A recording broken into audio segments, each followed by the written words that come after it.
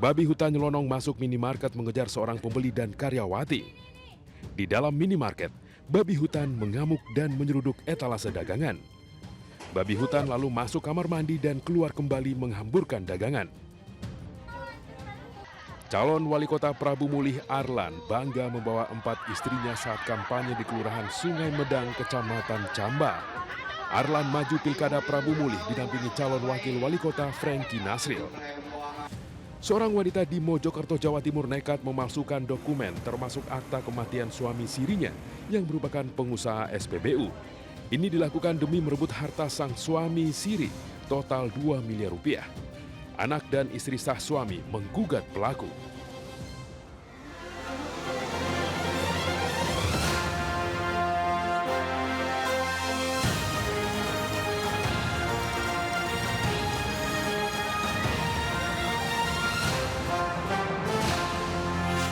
Kebakaran lift JPO di Jalan Pemuda Kota Surabaya ternyata akibat ulah seseorang. Lift sengaja dibakar anak di bawah umur atas suruhan seseorang. Penyebab kebakaran lift JPO di depan Delta Plaza Jalan Pemuda Surabaya 5 Oktober lalu akhirnya terungkap.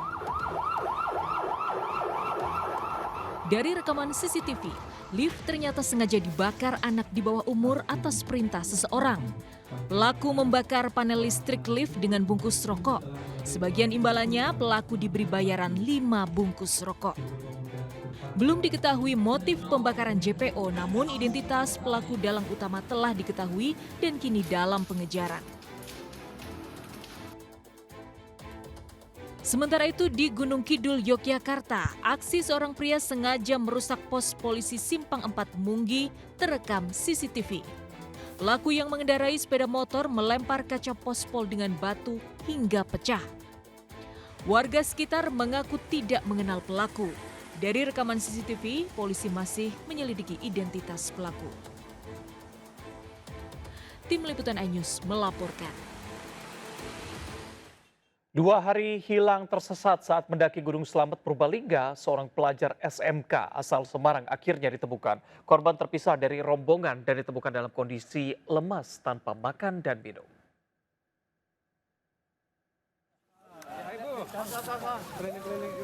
Isak tangis keluarga pecah saat bertemu kembali dengan Naomi Daviola yang sempat hilang selama 2 hari di Gunung Slamet, Purbalingga, Jawa Tengah. Pelajar SMK asal Semarang ini ditemukan di pos 5 pendakian dalam kondisi lemas karena 2 hari 3 malam tersesat di hutan Gunung Slamet tanpa makan dan minum.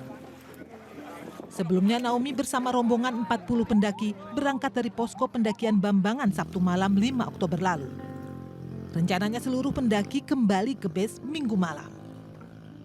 Namun saat dalam perjalanan Naomi terpisah, ketua rombongan pendaki baru melaporkan Senin siang. Ini sangat-sangat luar biasa. Ya, jadi koordinasi yang baik ini akhirnya menghasilkan hasil yang baik dan alhamdulillah saudari Naomi walaupun bertahan untuk 2 hari 2 malam di atas gunung, tapi bisa pulang dengan selamat. Itu adalah sebuah prestasi yang luar biasa, bisa ditemukan oleh tim. Korban Naomi kemudian dibawa ke Rumah Sakit PKU Muhammadiyah Purbalingga untuk penanganan medis. Dari Purbalingga, Jawa Tengah, Catur Edi Purwanto, iNews melaporkan. Pemirsa, kisah pilu dialami Bribda Fajri, anggota Unit Laka Lantas Polres Lubuk Linggau. Saat menangani kecelakaan, Bribda Fajri histeris. Korban tewas ternyata ayahnya sendiri.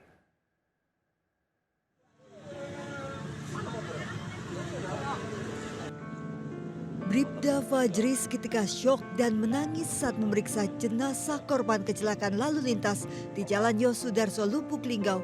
Ternyata ayahnya sendiri. Seorang pengendara motor tewas tertabrak truk tangki. Saat kejadian, Bribda Fajri yang bertugas menerima laporan kecelakaan untuk olah TKP. Di awal kejadian, belum mengetahui bahwa korban tersebut orang tua yang bersangkutan. Setelah dicek olah TKP, baru ketahuan bahwa yang bersangkutan atau korban merupakan orang tua dari Bribda Fajri. Jenazah ayah Bribda Fajri korban kecelakaan sudah dimakamkan dan sopir truk diamankan polisi. Dari Lubuk Linggau, Sumatera Selatan, Sudirman, iNews melaporkan. Pemirsa, ironi, guru yang seharusnya menjadi pelindung di sekolah justru melecehkan belasan siswi. 19 siswi SMKN 56 Penjaringan Jakarta Utara melapor ke polisi.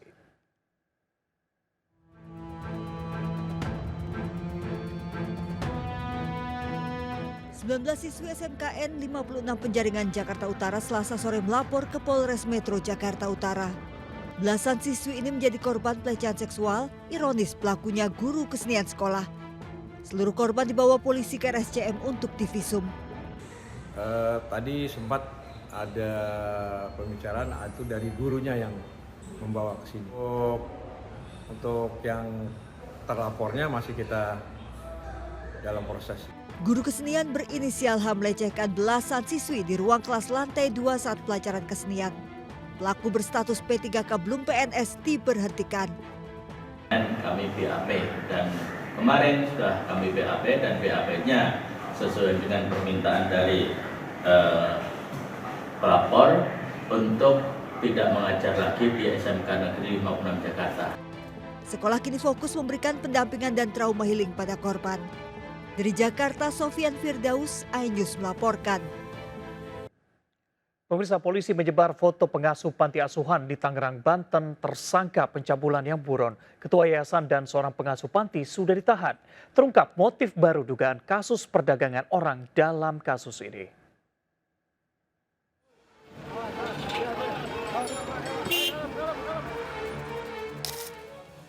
Yandi Supriyadi, pengasuh panti asuhan Darussalam An-Nur di Tangerang ini menjadi buronan setelah 2 kali mangkir panggilan polisi. Yandi merupakan satu dari 3 tersangka pencabulan terhadap belasan anak yatim piatu yang tinggal di panti asuhan tersebut. Sementara Sudirman, pemilik yayasan dan seorang pengasuh panti telah ditahan.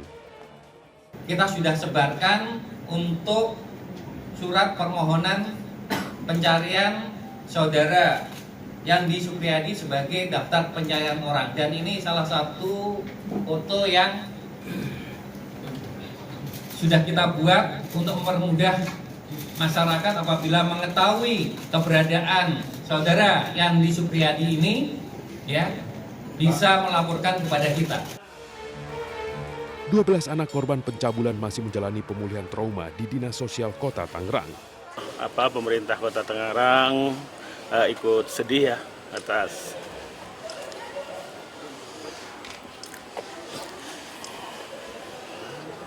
alhamdulillah ini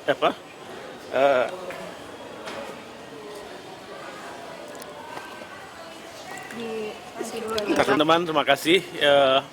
Tadi malam anak-anak sudah dibawa ke rumah perlindungan sosial bersama dengan Bu Kanit Perlindungan Anak dari Polres Metro Tangerang, dan sekarang sedang ada proses untuk trauma healing, ya, pemeriksaan kesehatan dan juga tes psikotes ya untuk melihat kejiwaan. Nah, untuk hasil akhir mungkin kita masih menunggu. Polisi juga menemukan adanya motif baru dugaan kasus perdagangan orang karena laporan sebagian anak panti masih memiliki orang tua. Anak panti diperalat untuk mendapatkan uang dari donatur. Dari Tangerang, Banten, Sukron melaporkan. Pemirsa, kasus pencabulan terhadap belasan anak panti asuhan di Tangerang, Banten jelas mengoyak rasa kemanusiaan. Bagaimana tidak, pencabulan justru dilakukan di rumah yang seharusnya menjadi tempat berlindung bagi para anak yatim piatu. Nadia Raisa akan menggambarkan bagaimana situasi di panti asuhan dan apa kata tetangga. Ya, Reza dan juga pemirsa, saat ini saya sudah berada di Panti Asuhan Darussalam An-Nur di Kunciran Indah, Tangerang, Banten, yang menjadi tempat pencabulan terhadap sejumlah bocah laki-laki yang dilakukan oleh ketua yayasan sekaligus pemilik panti asuhan dan juga 2 pegawai panti asuhan lainnya. Saat ini bangunan sudah diberi garis polisi karena 2 tersangka sudah ditahan, sementara 1 lagi masih buron. Namun bangunan yang kita lihat ini merupakan bangunan yang terhitung baru setelah mendapat banyaknya sumbangan dari para donatur. Nah, sekarang kita akan melihat bagaimana bangunan lama dari Panti Asuhan Darussalam An-Nur yang juga merupakan tempat tinggal dari sang pemilik yayasan dan juga pelakunya. Yuk, ikuti saya. Nah, pemirsa, di samping saya ini merupakan rumah dari salah satu pelaku, yaitu pemilik dari panti asuhan. Dan menurut pantauan saya di sini, meskipun sudah diberikan garis polisi, tetapi masih ada aktivitas dari dalam rumah tersebut. Untuk lebih lengkapnya, saya akan bertanya-tanya dengan salah satu warga yang ada di sini. Selamat siang, dengan Pak siapa? Bapak Jupri. Pak, apa benar ini rumah dari Pak Sudirman? Betul sekali ya Bu. Di rumah ini Pak Sudirman yang juga pelaku dan pemilik dari panti asuhan Darussalam An-Nur ini tinggal dengan siapa saja Pak? Tinggal dengan anak panti sama pengurusnya. Nah, dia sendiri sudah memiliki keluarga belum Pak? Belum. Iya. Belum. Tapi apakah ada keluarga yang lain seperti saudara atau kakak adik gitu? Iya ada kakak adik dia punya. Nah, sepengenalan Bapak, orangnya itu seperti apa ya? Dan apakah selama misalnya ada kegiatan panti yang mengundang warga ada gerak-gerik yang mencurigakan? Oh nggak ada. Dia biasa bermasyarakat. Terus setiap ada kegiatan seperti Maulid, terus Isra Mi'raj itu dia mengadakan acara itu. Gitu. Tapi mengetahui hal ini, apakah warga ini geram dan ada tindakan nggak dari warga terkait dengan kasus pelecehan ini, Pak? Resah juga gitu kan, dengan adanya kejadiannya begini. Tapi berarti sebelumnya itu warga bisa tidak tahu karena memang tidak ada perilaku yang mencurigakan ya, Pak? Betul sekali makanya. Baik, terima kasih banyak Pak atas waktunya. Dan pemirsa, selain pelecehan, hingga kini polisi juga masih menyelidiki adanya dugaan tindak perdagangan orang, mengingat adanya laporan bahwa salah satu anak dari panti asuhan ini memiliki status masih memiliki orang tua. Sehingga adanya dugaan bahwa ini adalah salah satu cara panti untuk mendapatkan donatur. Dari Tangerang, Banten, Raisa Nadia, Roma Romadona melaporkan. Kembali ke studio, Reza. Pemirsa, 2 tahun beroperasi dengan perputaran uang hingga ratusan miliar rupiah, sindikat judi online yang dikendalikan warga Tiongkok diungkap polisi. Di lokasi lain, polisi menggerebek operator judi online dengan omset miliar rupiah hanya 5 bulan beroperasi.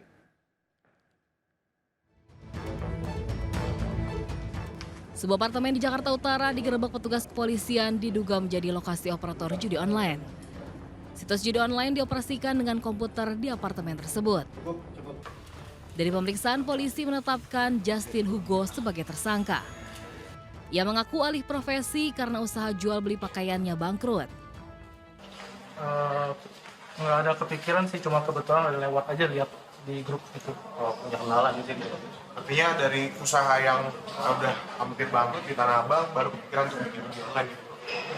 Kurang lebih seperti itu. Pelaku mengoperasikan 2 situs judi online dengan omset per hari puluhan juta rupiah.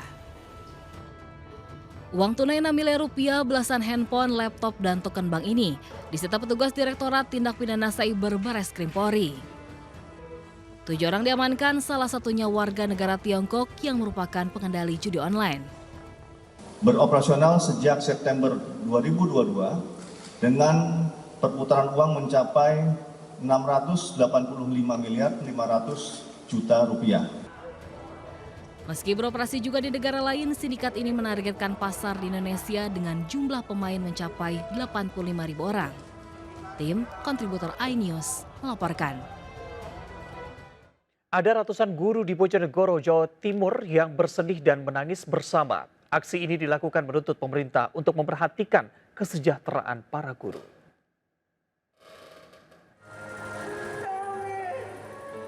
Ratusan guru PAUD TK dan swasta di Bojonegoro ini menangis bersama di depan gerbang pintu masuk kantor Pemkab Bojonegoro. Aksi ini dilakukan menuntut pemerintah kabupaten memperhatikan kesejahteraan para guru. Salah satunya merevisi keputusan pemerintah Kabupaten Bojonegoro untuk memperbolehkan keikutsertaan guru swasta lulusan Passing Grade 2023 mengikuti seleksi pegawai pemerintah dengan perjanjian kerja atau P3K tanpa tes dan mendapat prioritas. Penjabat Bupati Bojonegoro pun berjanji akan memperjuangkan tuntutan para guru. Saya janji, saya yang akan datang ke Kemenpan. Saya tidak hanya akan kirim surat, dulu kita kirim surat, tapi ternyata harapannya tidak sesuai harapan. Para guru berharap pemerintah bisa mengabulkan tuntutan mereka karena selama ini para guru mendapat upah mengajar tak layak meski telah mengabdi puluhan tahun. Dari Bojonegoro, Jawa Timur, Dedi Mahdi, iNews melaporkan. Berikutnya, calon wali kota Prabu Muli Arlan bangga membawa 4 istrinya saat kampanye. Cak Arlan bahkan belak-belakan soal jumlah istri di depan pendukungnya. Keempat istri dibawa naik ke atas panggung saat kampanye di Kelurahan Sungai Medang, Kecamatan Cambai, Prabu Muli. Di depan pendukungnya, Arlan tegaskan tolak pergaulan bebas dan menyindir pejabat yang punya simpanan. Arlan maju Pilkada Prabu Muli didampingi calon wakil wali kota Franky Nasril. Keduanya maju didukung 11 parpol.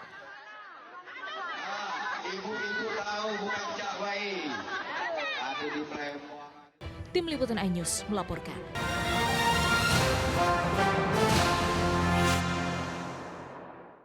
Pemirsa, seekor babi hutan mengamuk menabrak pemotor hingga nyelonong masuk minimarket. Sementara itu di Bangkalan, seorang pemuda dililit ular saat akan menangkap ular yang memangsa ternak warga.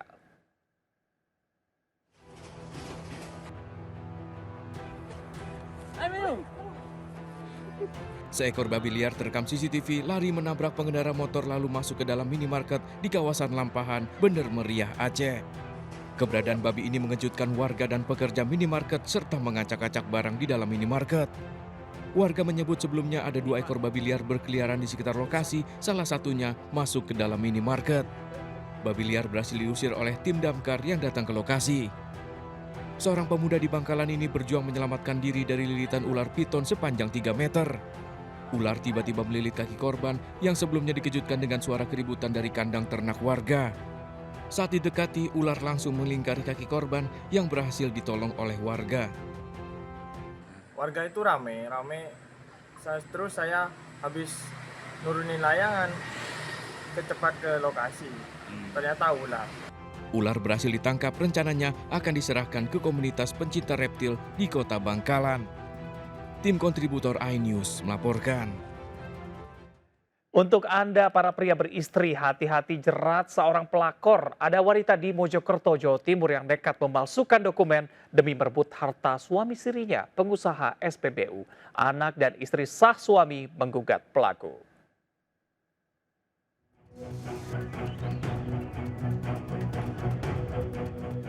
Emi Lailatul Uzlifah, warga Kecamatan Kemlagi, Mojokerto, menjadi terdakwa pemalsuan akta kematian, KTP dan kartu keluarga seorang pengusaha SPBU Handika Susilo.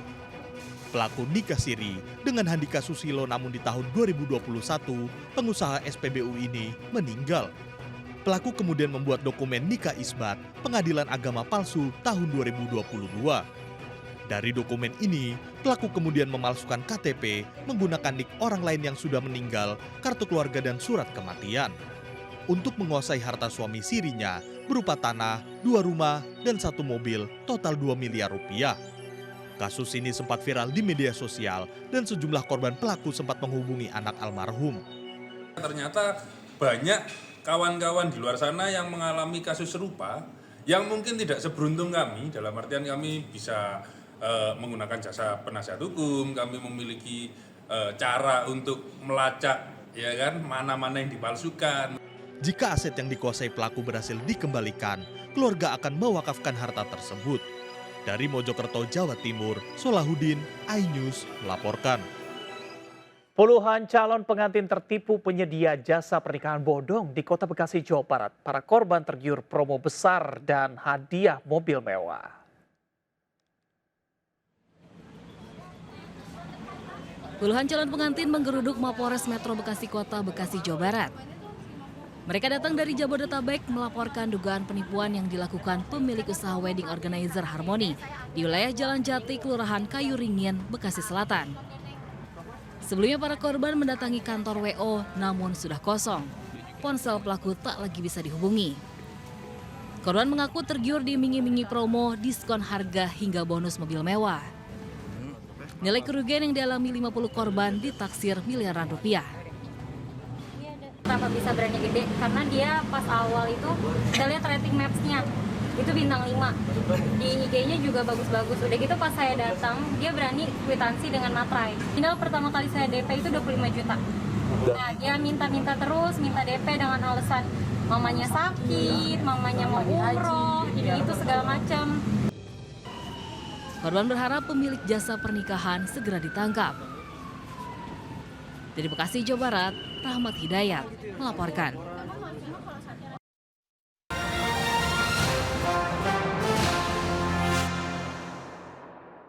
Terima kasih Anda masih bersama kami. Pemirsa, heboh ular kobra ditemukan bersarang dalam mesin cuci rumah warga di Tuban, Jawa Timur.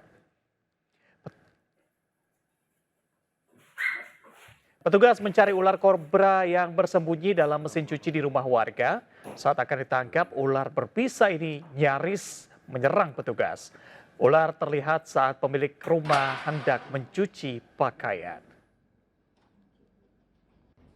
Ini ular kobra.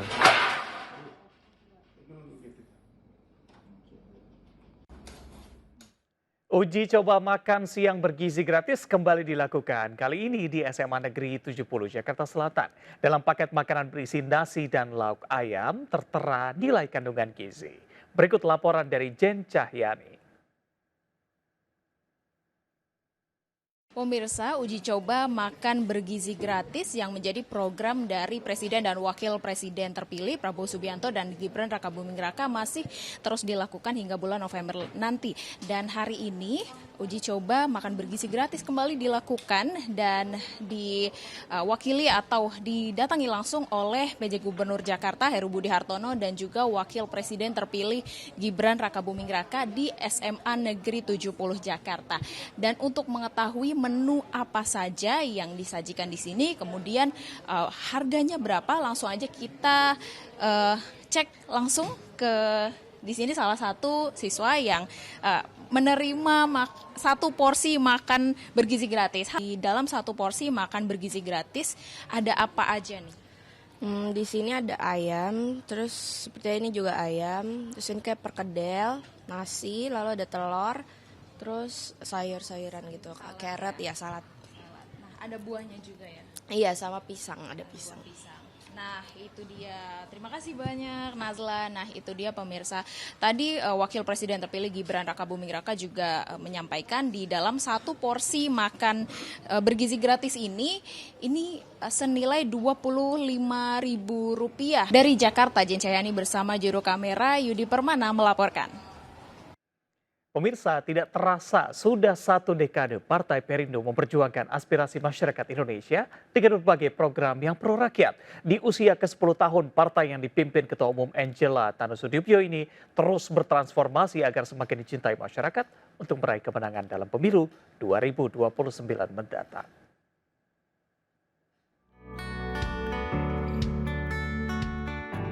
Partai Perindo mengawali perayaan 1 dekadenya bersama para pengurus kader serta kaum disabilitas di kantor DPP Partai Perindo Menteng, Jakarta Pusat. Pemotongan tumpeng oleh Ketua Umum DPP Partai Perindo Angela Tanusudibyo mengawali rangkaian perayaan ulang tahun ke-10 dengan penuh kehangatan. Partai berlambang Raja Wali mengembangkan sayap ini akan terus menggaungkan langkah transformasi untuk memenangkan pemilu 2029 mendatang dalam mewujudkan Indonesia sejahtera. Saya kira selama 10 tahun Partai Perindo telah hadir di tengah masyarakat dan merupakan harapan kami ini ke depannya Partai Perindo semakin kehadirannya semakin bermakna lagi untuk masyarakat Indonesia, khususnya untuk mewujudkan persatuan Indonesia. Dan pada hari ini kami merayakannya dengan sederhana tetapi penuh makna dan dengan penuh asa. Rangkaian puncak HUT Partai Perindo ke-10 akan terus digelar hingga akhir tahun yang nantinya akan menghibur dan melibatkan semua elemen masyarakat. Selamat ulang tahun Partai Perindo yang ke-10. Mari kita berjuang. Saya yakin di tangan pemimpin muda di bawah Mbak Angela dan kawan-kawan yang di belakang Mbak Angela ini lengkap ya.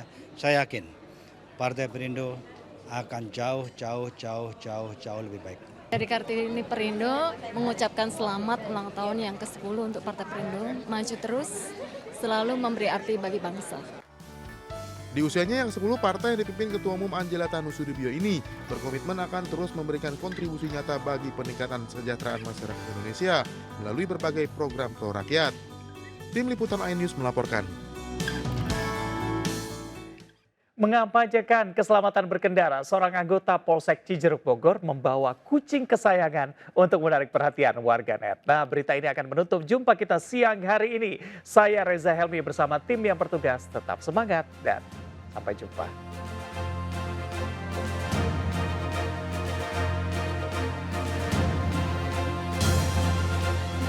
Warganet.